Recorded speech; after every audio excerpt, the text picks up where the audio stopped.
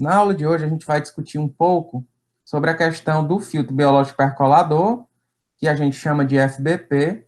Esse FBP, ele vem do inglês, chama de Trickling Filters.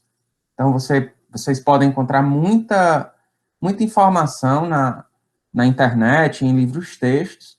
É uma tecnologia bastante antiga, foi uma das tecnologias, junto com o sistema de lodo ativado, que foi mais utilizada, por exemplo, nos Estados Unidos, especialmente em sistemas de menor tamanho, muitas vezes, uma rota alternativa ao sistema de lodo ativado para as estações mais centralizadas.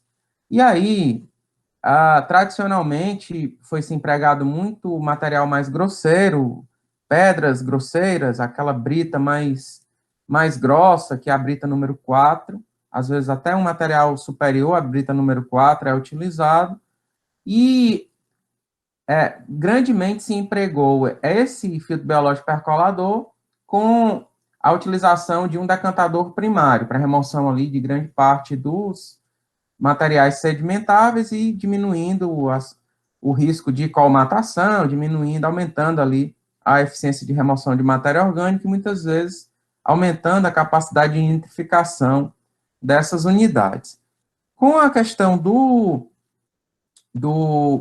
da consolidação da tecnologia anaeróbica, especialmente os reatores UASB, vem se utilizando grandemente os filtros biológicos percoladores em associação com reatores UASB, ou seja, nesses sistemas, além de se ter uma boa eficiência de remoção de sólidos em suspensão, como a gente já falou um pouquinho e vai discutir um pouquinho mais nessa disciplina, nesses reatores UASB, ainda se tem uma boa eficiência de remoção também da DQO, da DBO, ali mais dissolvida.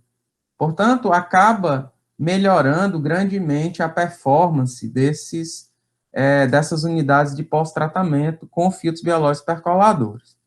De lá para cá, também se testou vários outros materiais suportes, materiais mais leves, materiais de uma maior área superficial, de maior porosidade, como os próprios conduítes, que eu falei na aula passada, para os filtros aerados, materiais randômicos, materiais estruturados, inclusive com a possibilidade de utilização de espécies de cassetes, juntando um material como uma espuma de poliuretano no meio estruturado e colocando esses cassetes nos filtros biológicos percoladores, como a gente também vai ver nessa disciplina, tá?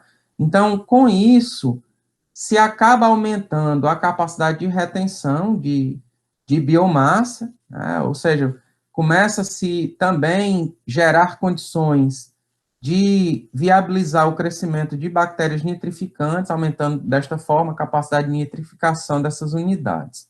Então, de lá para cá, muita coisa também foi avançada, se avançou, né, nessa tecnologia em relação à possibilidade de recirculação, inclusive de aeração artificial, muitas vezes. Se avançou bastante na questão desse material estruturante aí dos FBPs e também modelagens, enfim, várias coisas que se avançou, né, e inclusive na avaliação delas para outros micropoluentes presentes nas águas residuárias, tá bom? Então,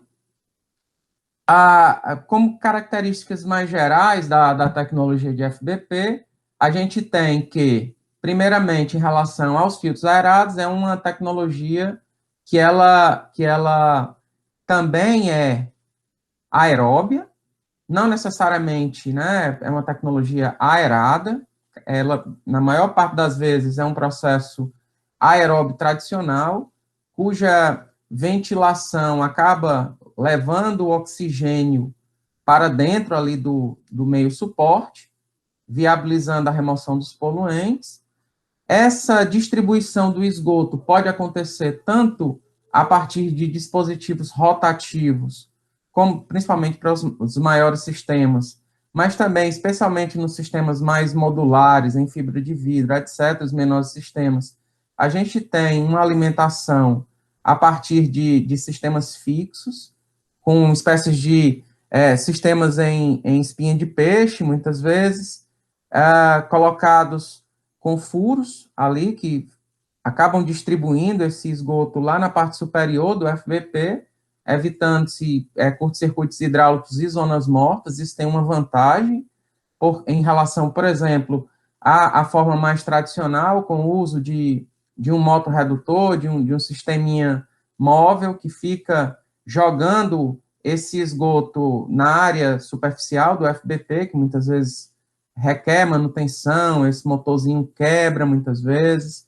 causando dificuldades operacionais ali para o FBP. Mas, como muitas vezes a gente está trabalhando com grandes tanques ali, a via mais utilizada para a questão da distribuição do esgoto afluente, tá bom?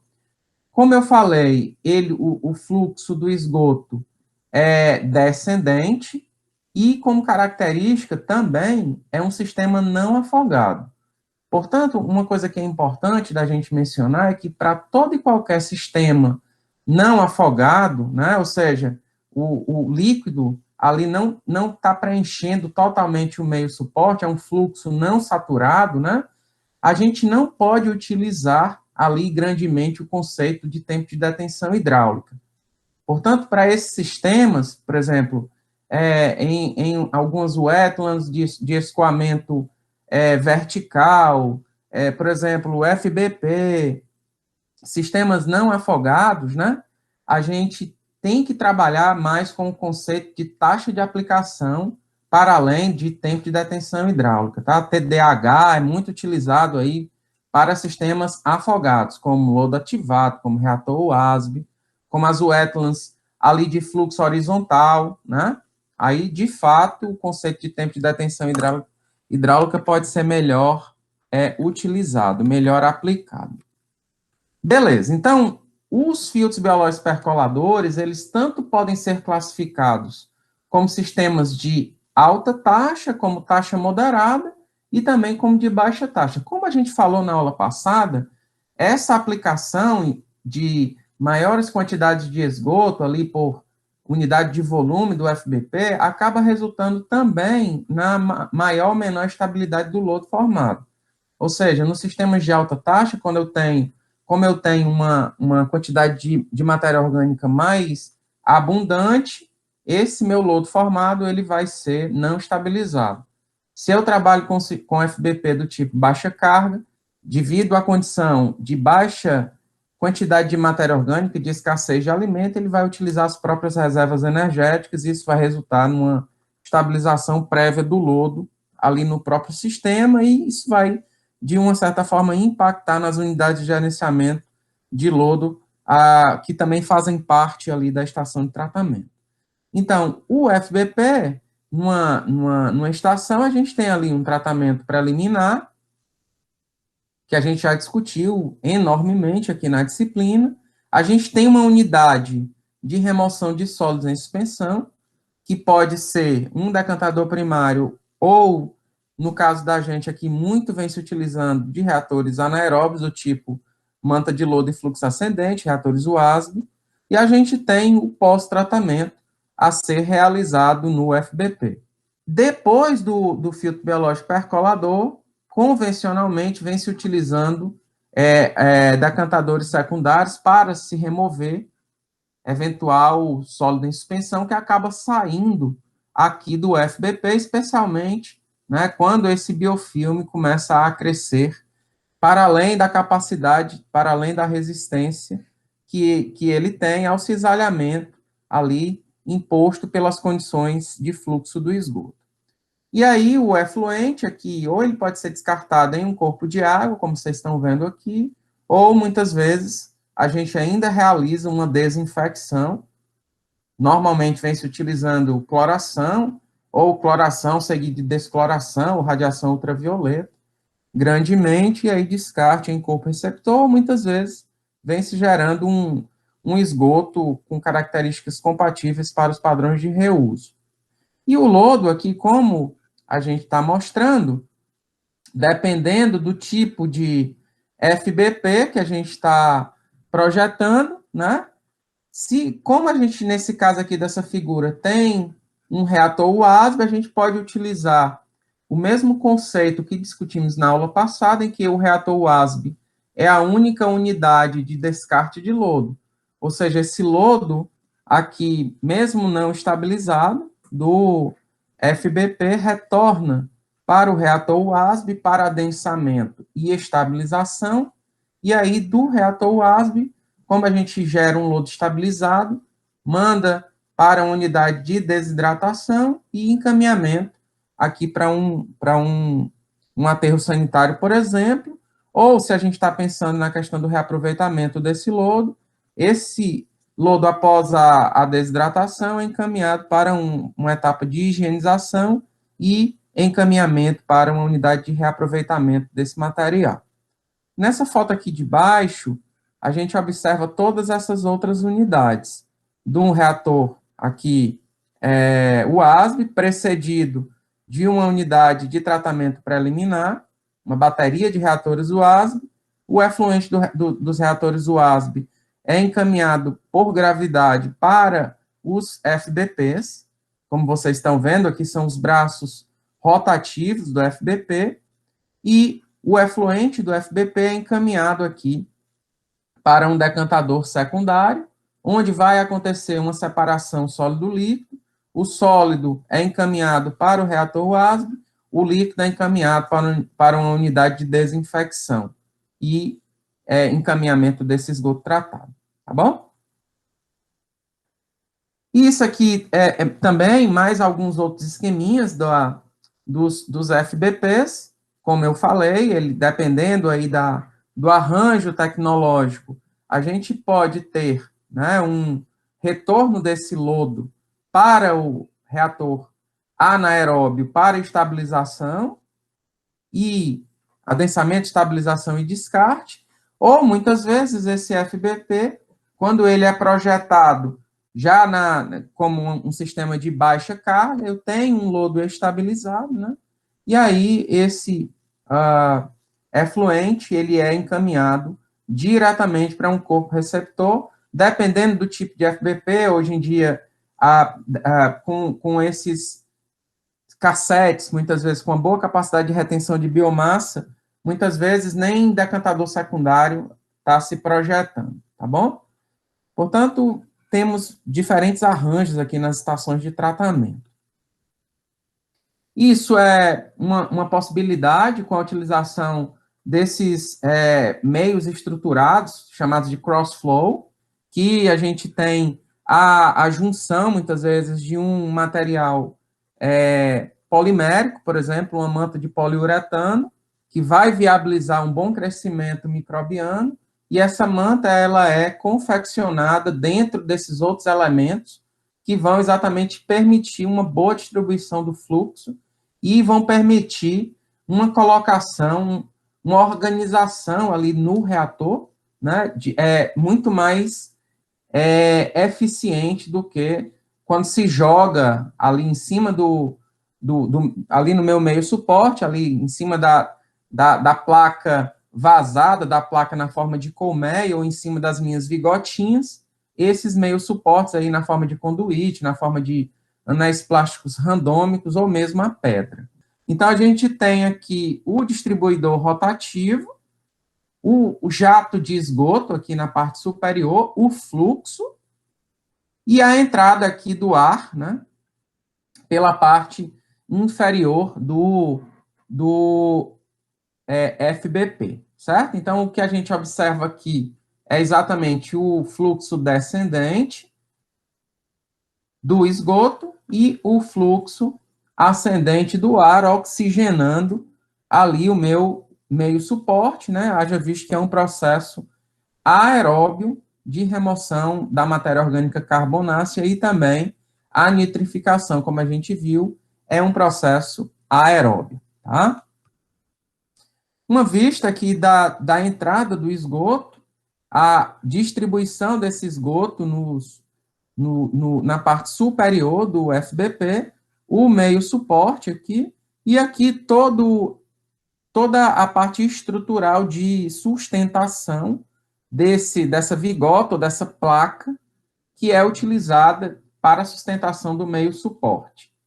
E, obviamente, que a ventilação, ela se dá ou a partir dessas portas de ventilação, nesse caso aqui, como vocês estão vendo nessa figura, ou muitas vezes, como eu vou mostrar, a gente projeta dutos de ventilação colocados aqui diametralmente opostos na área aqui do FBP, nesse diâmetro do FBP. Normalmente, a gente coloca 4 ou muitas vezes mais dutos de ventilação, promovendo desta forma uma maior oxigenação dessa unidade, e quanto maior o nível de oxigenação, maiores são as taxas de remoção dessa matéria orgânica carbonácea e nitrificação.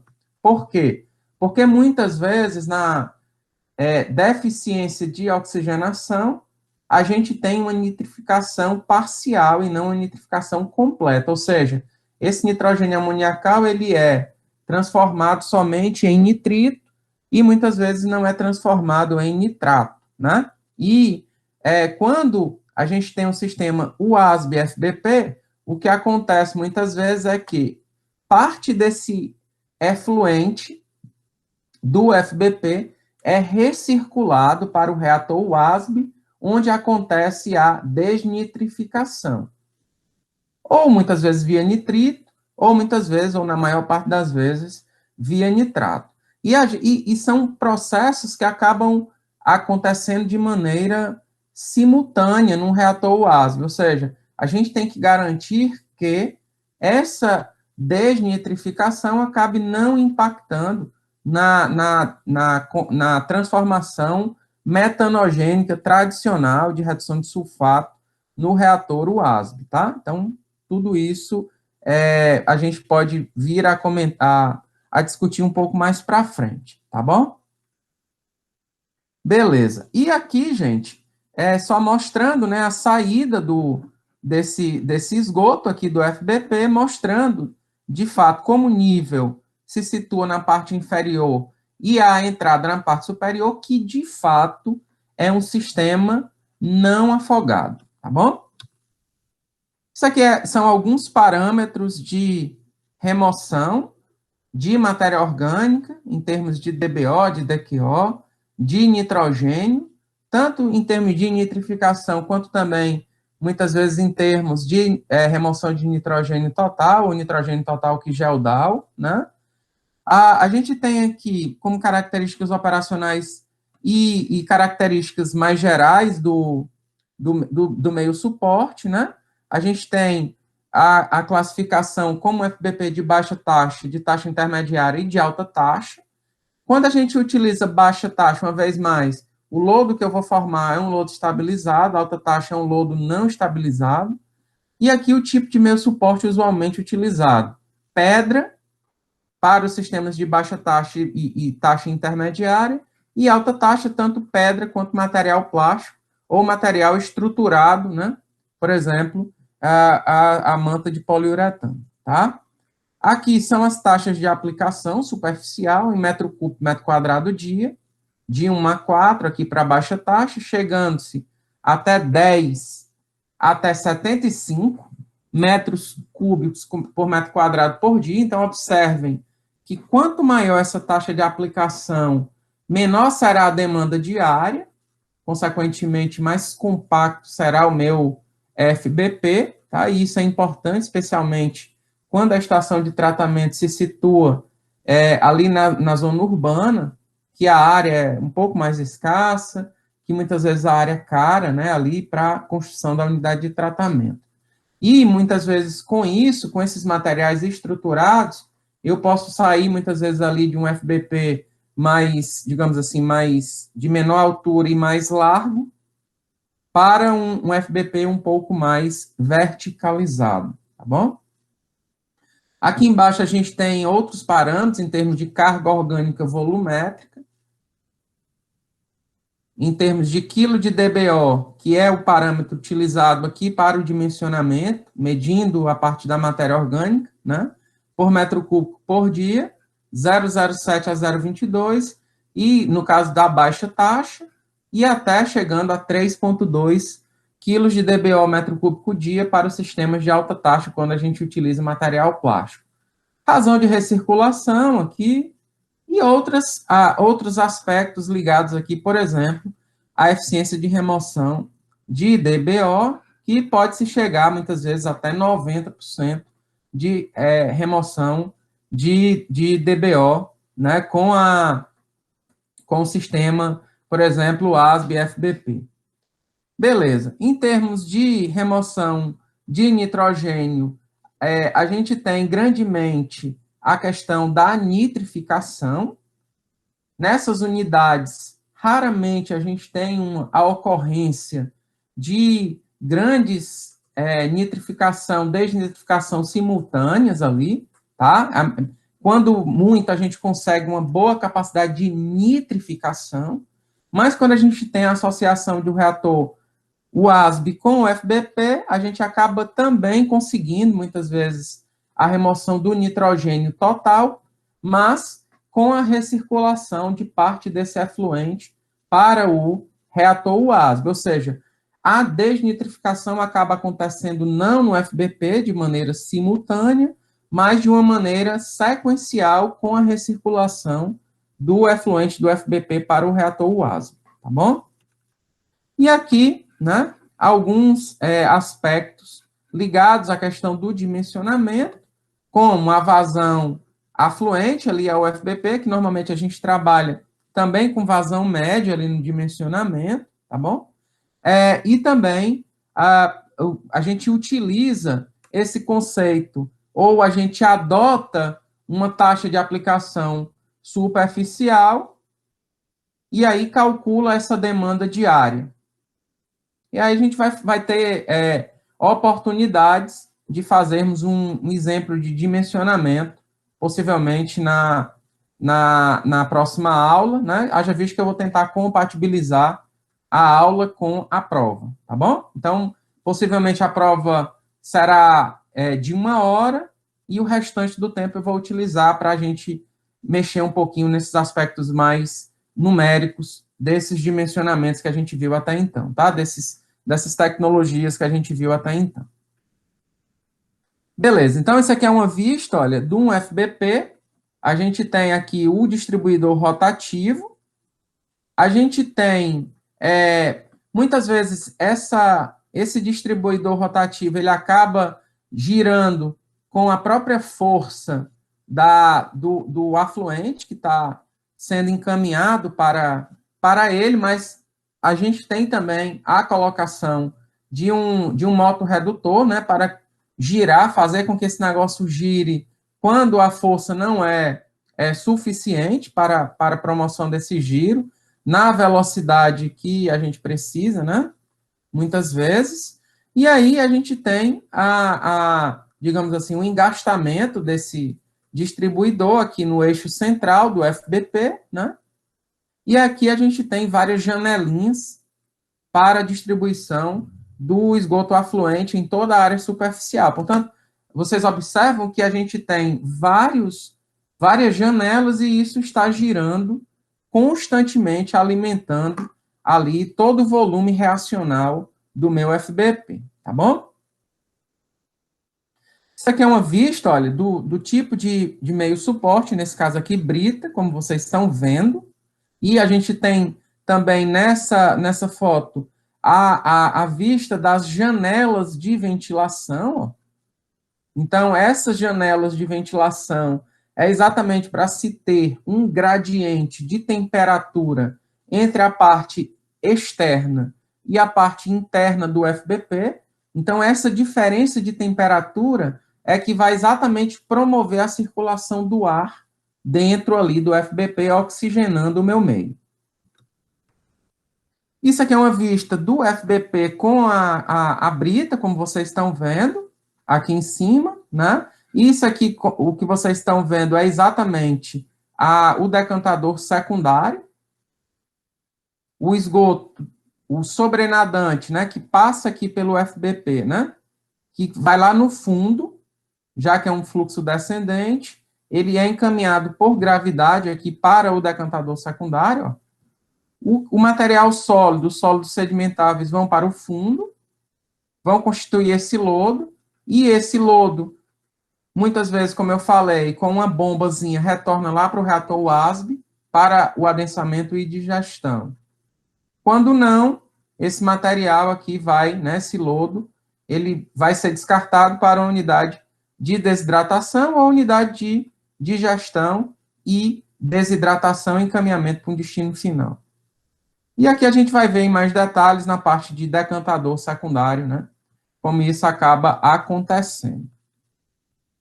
Isso aqui é uma vista dos dispositivos de distribuição desse esgoto lá na parte superior do FBP, aqui com pedra, como vocês estão vendo, né? Aqui, ó, muitas vezes conduítes. A gente vai mostrar aqui, olha, a colocação desse distribuidor rotativo aqui do FBP, que vem num guindaste aqui, que a gente chama, né, muitas vezes, ou utiliza um caminhão MUNC para essa operação. Esse outro aqui, utilizando um material plástico aqui, randômico, como vocês estão vendo, né, que chegam nesses pacotes, e aí esses pacotes são abertos, distribuindo o meio suporte nessa área útil aqui, destinada à colocação, né, do meu meio suporte, tá bom? E aqui todo o sisteminha de colocação do dispositivo de distribuição do esgoto aqui no FBP.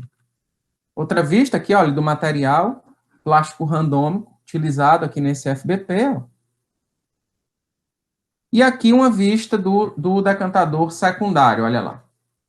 Então, a gente observa que o esgoto que vem do FBP, ele vem por aqui, existe aqui esse anel defletor interno, para distribuir o esgoto em toda a área superficial do decantador. O lodo, né, ou o material sedimentável, vai se dirigir para o fundo do decantador secundário, vai ser raspado a partir desses raspadores, colocados aqui no fundo. Então, aqui eu tenho um ponte móvel, que é uma dessa unidade, que fica girando constantemente, com o raspador encaminhando esse material para um poço de lodo, que fica aqui no fundo do decantador secundário, né? E aqui eu ainda tenho esse anel defletor externo para exatamente evitar a saída de material flutuante junto com o efluente. Então, o esgoto vem aqui por baixo, ó, verte a partir desses vertedores triangulares e a partir daqui vai para uma unidade, possivelmente, de desinfecção. Haja visto que até então, né, nenhuma dessas unidades, reator WASB, tratamento preliminar, filtro biológico percolador, decantador secundário, remove adequadamente coliformes termotolerantes. Quando muito, a gente tem ali uma eficiência de remoção da ordem de uma unidade logarítmica, em outras palavras, 90%, ou, quando muito, 2 unidades logarítmicas, mas, como eu falei anteriormente, haja visto que a concentração de coliforme termotolerante é da ordem de 10 a sexta a 10 a nona, eu preciso ter, por exemplo, a partir da coema, né, abaixo de 5.000, ou seja, eu tenho que sair de 10 a sexta, 10 a nona, muitas vezes, para a ordem de 10 a terceira. Portanto, eu preciso de remoções aí da ordem de 10 a quinta, muitas vezes, até superior, em termos de unidades logarítmicas, tá? Para o cumprimento em relação com o padrão de descarte em corpos receptores, tá bom? Outra vista aqui, olha, do raspador, da ponte móvel, do anel defletor interno, e aqui é o poço de lodo, gente, ó. Esse lodo que vai vir para cá, ele vai retornar para o reator WASB a partir de uma bomba, possivelmente, uma bomba centrífuga, uma bomba de cavidade progressiva, por exemplo, porque raramente se tem carga hidráulica suficiente para esse retorno, a partir da própria força da gravidade, a partir da própria força imposta por essa coluna de água superior aqui ao lodo que vai se acumular no poço de lodo. Mas, muitas vezes, se eu tenho, por exemplo, uma unidade de desidratação ajusante aqui desse decantador, por exemplo, um leito de secagem, por exemplo, uma centrífuga, etc., a própria carga hidráulica do decantador pode, né, ser capaz de enviar sem a utilização de uma bomba. Ou seja, às vezes, com a simples abertura de um registro, eu consigo enviar, né? Mas, na maior parte das vezes, vem se utilizando ali uma bomba também, normalmente de cavidade progressiva, porque se tem um controle maior, especialmente se a gente utiliza uma centrífuga ali como uma unidade de desidratação. Esses filtros biológicos percoladores, como eu falei, eles podem, muitas vezes, ter esse formato mais verticalizado, como essa foto que a gente está mostrando aí, que vem se associando muitas vezes em unidades de tratamento e também em escala piloto, vários experimentos aí junto com reatores UASB, inclusive em sistemas híbridos, UASB e FBP, como eu vou também mostrar, e acredito que vocês se lembrem do vídeo que eu mostrei lá do CEPTES, lá da UFMG, que tem um sisteminha híbrido, né, que pode ser projetado e implantado. E aí a gente vai mostrar também alguns valores aqui de taxa de aplicação, de carga orgânica volumétrica, etc., altura do meio suporte, quando se utiliza, por exemplo, espuma de poliuretano, ali em substituição a esses anéis plásticos, a esse conduíte, a essa brita, que nesse caso se elimina essa etapa de decantação secundária, como eu mostrei anteriormente em alguns slides, tá bom? Então, muitas vezes você pode utilizar um meio suporte mais tradicional e atrelar a remoção dos sólidos em um decantador secundário, que eu, inclusive, para as estações em escala plena, eu acho que vale a pena a gente ter uma unidade de decantação secundária como uma reserva, ali para se garantir uma baixa capacidade de remoção de sólidos em suspensão, mesmo que a gente projete ali com uma maior taxa de aplicação superficial, enfim, para se ter uma remoção, uma compacidade dessa unidade, mas eu julgo importante da gente ter, porque a gente sabe que muitas vezes as condições operacionais não são tão a contento e que acabam, muitas vezes, resultando em perdas de eficiência e aumento da concentração de sólidos em suspensão no efluente, tá bom? Então, com isso, a gente tem eficiências de remoção dessa ordem aí de 90%, muitas vezes até 97% de remoção em termos de DBO e uma boa capacidade, muitas vezes aqui, gente, de nitrificação, avaliando-se aqui em termos de nitrogênio total, de nitrogênio amoniacal. Dessa ordem, muitas vezes de 80%, muitas vezes até 90% de capacidade de remoção de nitrogênio amoniacal. Mais uma vez mais, muitas vezes esse nitrogênio amoniacal ele está sendo transformado somente em nitrito e não muitas vezes em nitrato, né, como é a coisa típica de uma nitrificação completa.